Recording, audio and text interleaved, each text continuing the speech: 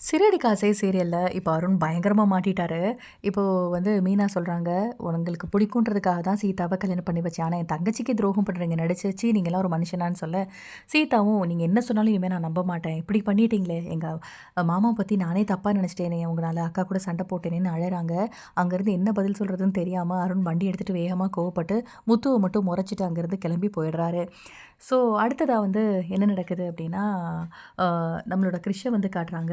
கிறிஷ் ஒரு பக்கம் ரொம்ப சோர்ந்து போய் எழுதிட்டுருக்கான். அப்ப இன்னொரு பையன் வம்பிழுக்கிறான். "எங்க அம்மாலாம் என்ன பார்த்துட்டு போறாங்க. ஏன் உங்க அம்மா வரமாட்டாங்களா? அப்போ உனக்கு அம்மா இல்ல சரியான லையர்" அப்படின்னு சொல்ல, கீழ பிடிச்சு தள்ளி விடுறான் கிறிஷ். இருந்தாலும் திரும்ப திரும்ப வம்பிழுத்த உடனே கையில பென்சில் இருக்கிறத வச்சு அந்த பையன் கையில குத்திடுறான் கிறிஷ்.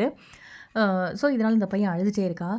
இந்த பக்கம் சீதா கோவமா வீட்டுக்கு போறாங்க இல்லையா? அப்ப அருணும் வராரு. "சாரி சீதா" அப்படின்னு சொல்லிட்டு கால்ல விழுந்துடுறாரு அருணு. "என்னங்க என்ன பண்றீங்க?" அப்படின்னோனே, "சாரி உன்னோட பாசம் எனக்கு மட்டும் தான் கிடைக்கணும். மாமா மேல நீ காட்டுற பாசம் எனக்கு பிடிக்கல. அதனால தான்" அப்படின்ன உடனே, "இதனால பாருங்க என்னோட அக்கா, மாமாவ தப்பா நான் நினைச்ச சண்டையே வந்துச்சு. இனிமே இப்படி பண்ணாதீங்க" அப்படின்னு சமாதானப்படுத்தினாலும், இப்ப அருண் ஒரு பக்கம் திரும்ப "இருடா இப்ப தப்பிச்சுட்ட. எப்படி பழி வாங்குறேன்னு மட்டும் பாரு" அப்படின்னு அருண் இப்பவுமே ஒரு வில்லன் மாதிரி தான் யோசிச்சுட்டு இருக்காரு. இப்போ வரைக்கும் அவன் திருந்தல. ஸோ இன்னொரு பக்கம் இப்போ கிருஷ்ய சார் கூப்பிட்டு மிரட்டுறாரு. "ஏன்டா இவ்ளோ ஆழமா குத்தியிருக்க? காம்பஸ் வச்சு குத்தியிருந்தா என்னடா ஆயிருக்கும்?"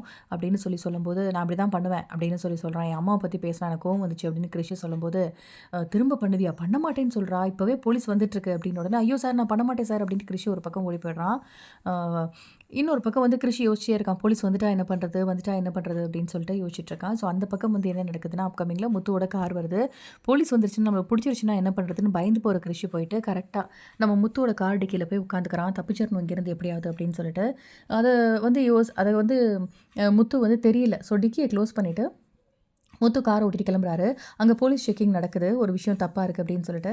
பார்த்தா அங்கே கரெக்ட்டா முத்துவோட கார் டிக்கி ஓப்பன் பண்ணும்போது அதில கிரிஷ் இருக்கான். அத பார்த்தோனே "என்ன புள்ள கடத்துறியா நீ?" அப்படின்னு சொல்லி முத்து மேல பிரச்சனை வரப்போகுது. பட் எப்படி கிரிஷ் படுத்தான்னு தெரியலன்னு முத்து சொன்னாலும் யாருமே நம்பல. என்ன நடக்க போகுது? இதுக்கு பின்னாடி கிரிஷ் ரோஹிணியோட பையன் அப்படிங்கிற விஷயம் தெரிய போகுதா? இல்ல இன்னும் இழுத்து கொண்டு போறாங்களா? அப்படிங்கிறதெல்லாம் பொறுத்திருந்து தான் பார்க்கணும். யாரெல்லாம் இந்த சீரியல் பார்க்குறீங்க? எப்படி போயிட்டுருக்கு? அப்படிங்கிறத கமெண்ட் செக்ஷன்ல சொல்லுங்க. இந்த வீடியோ பிடிச்சிருந்தா லைக் பண்ணுங்க. அண்ட் இந்த மாதிரி அப்டேட்க்கு நம்ம சேனலை சப்ஸ்கிரைப் பண்ணிக்கோங்க. Thank you.